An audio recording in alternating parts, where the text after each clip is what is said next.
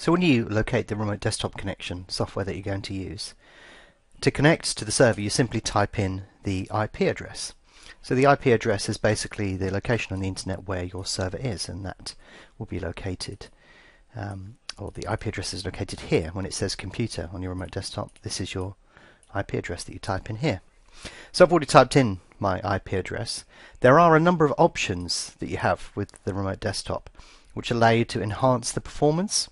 So you can have it configured to be high color or low color, whether you bring sound to your computer, whether you bring the clipboard to your computer, and how it behaves.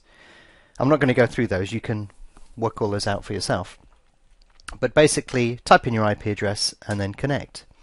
What will happen then is it will come up with a username, and you have to type in the password.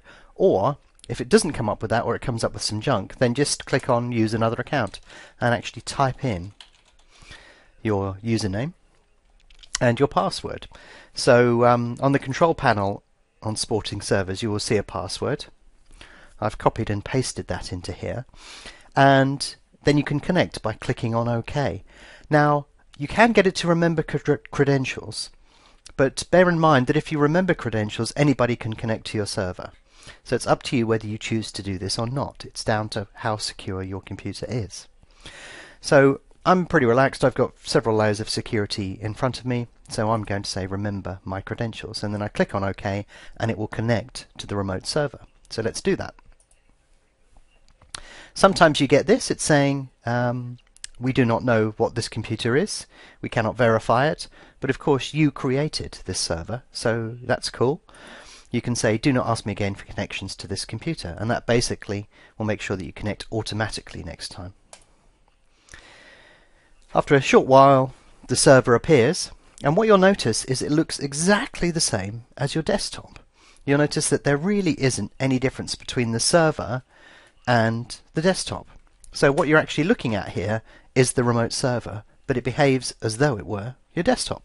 So you have all of the other features that you would expect. You've got the volume control and all of these things. You've got the start menu over here. So it looks just like your normal computer, and that is exactly how you'd use it.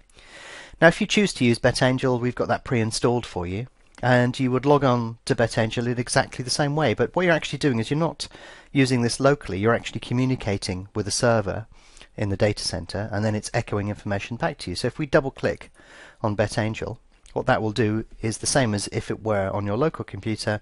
It will basically start up BetAngel, bring that up in the middle of the screen, and then you can log in and use it as you would do normally. So you can see here the edition we've got installed here is BetAngel Professional Server Edition. This is optimized for use on a high-speed connection, and then you just log in as you would do normally. There's no difference to how you would use the server as opposed to using the desktop. So you can see here we've got BetAngel. We can move it around, we can resize it, we can maximize it, we can switch to markets, do all of those things, and it feels like you're just using a normal desktop.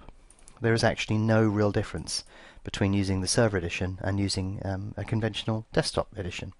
And what we recommend is you configure your remote server exactly the way that you would like it to appear on your PC.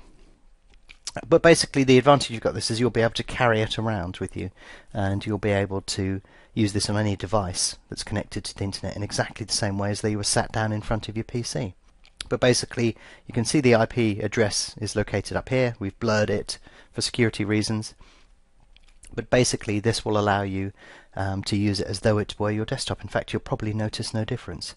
You don't have to have that bar up there, but it's a useful reminder that you are connected remotely. You can actually hide it if you want to, and it will disappear, and it will only reappear when you go back towards the top. But I tend to have mine up there because it just reminds me that I'm connected, because the connection is so speedy that you don't actually really notice that you're using it remotely. So you may get it confused, so I tend to keep the bar up there.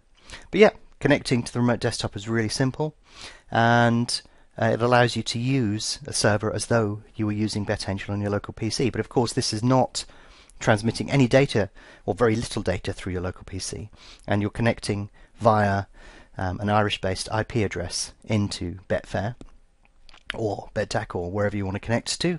And the same applies for browsing and so on. So the experience is very, very similar, and we've set up the server so that it feels like a desktop. And you wouldn't even know that you're using a server. But that's basically how you would connect to the server, and how you would start up BetEngine and start using it on the server. Almost no difference to the way that you do it on a desktop.